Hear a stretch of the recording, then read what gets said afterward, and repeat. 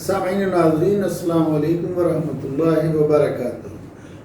آج ہم سورہ البقرہ کی آیت نمبر 22 کا ترجمہ سیکھیں گے۔ الذی جس نے جعل بنایا لکم تمہارے لیے الارض زمین کو فراشن بچھونا۔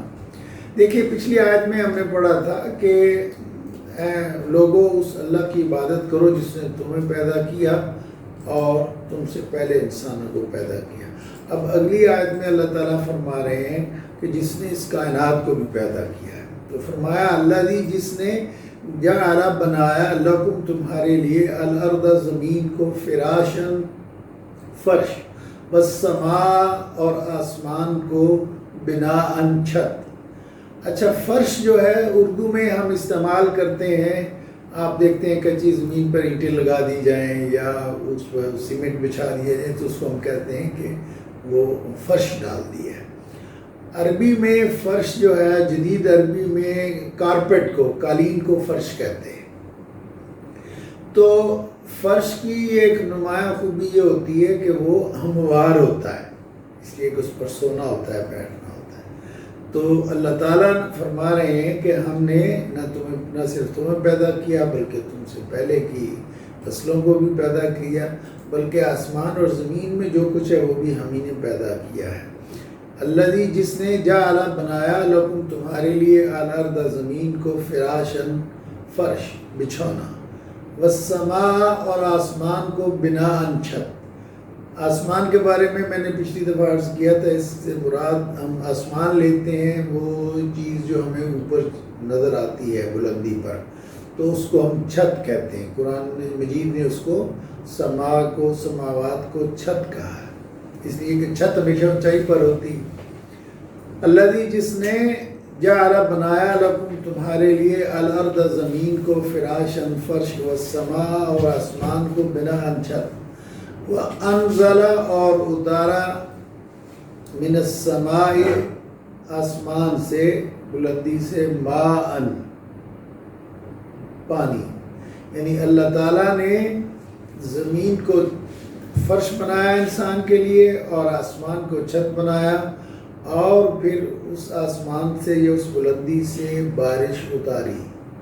تو یہ جو بارش اتارنے کا ہے یہ بھی اللہ تعالیٰ کے نظاموں میں سے یا اللہ تعالیٰ کی تخلیق میں سے ایک تخلیق ہے۔ تو فرمایا کہ وَأَنزَلَ اور اس نے اتارا من السماء آسمان سے، ماءً پانی، فَأَخْرَجَ بِهِ اور نکالے اس سے، یعنی بارش کی اور بارش سے، فَأَخْرَجَ بھی نکالے اس سے، من الثمرات پھل، اجناس، رزقاً کھانے کو، لکم تمہارے لیے۔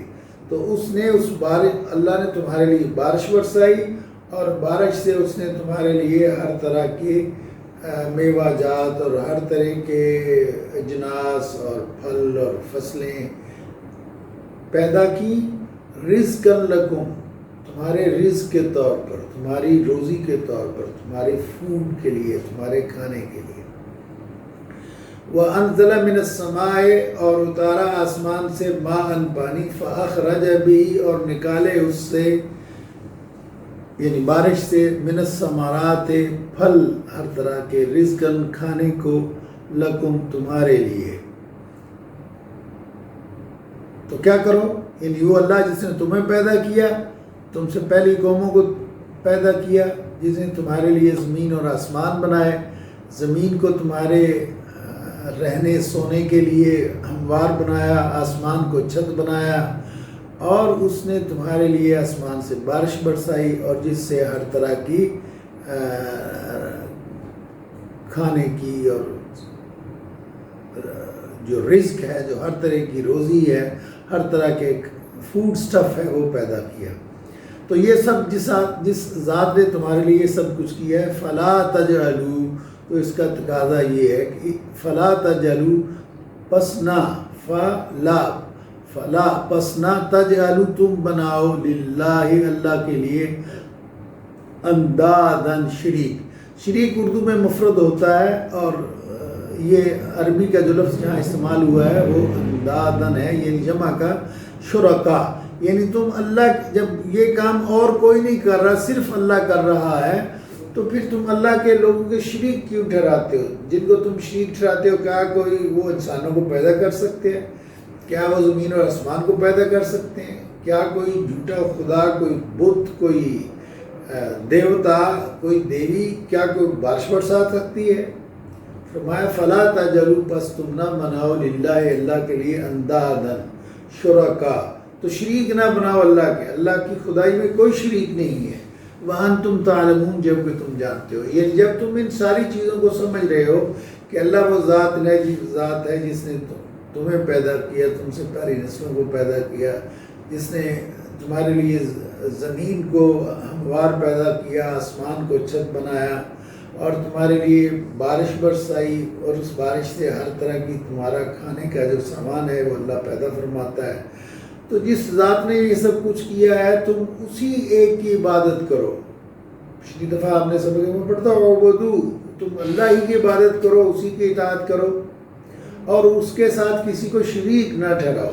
فلا تجعلوا، پس نہ بناؤ للہ، اللہ کے لیے اندادا شرکا، تو اللہ کے ساتھ شریک نہ ٹھہراؤ دوسروں کو، وانتم تعلمون، جب کہ تم جانتے ہو۔ جب یہ ساری چیزیں جب یہ تم جانتے ہو، تو پھر کیسے اللہ کے ساتھ لوگوں کو شریک ٹھہراتے ہو؟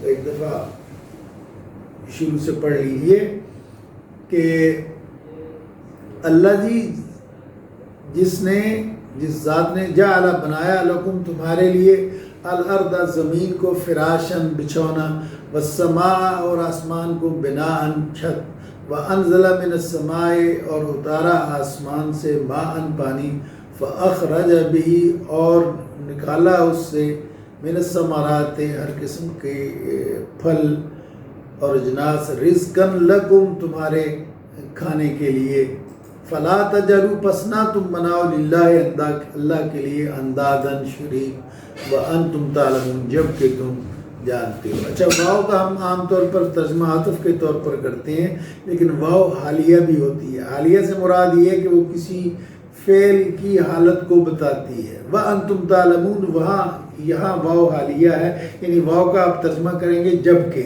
وانتم تعلمون، جب کہ تم جانتے ہو۔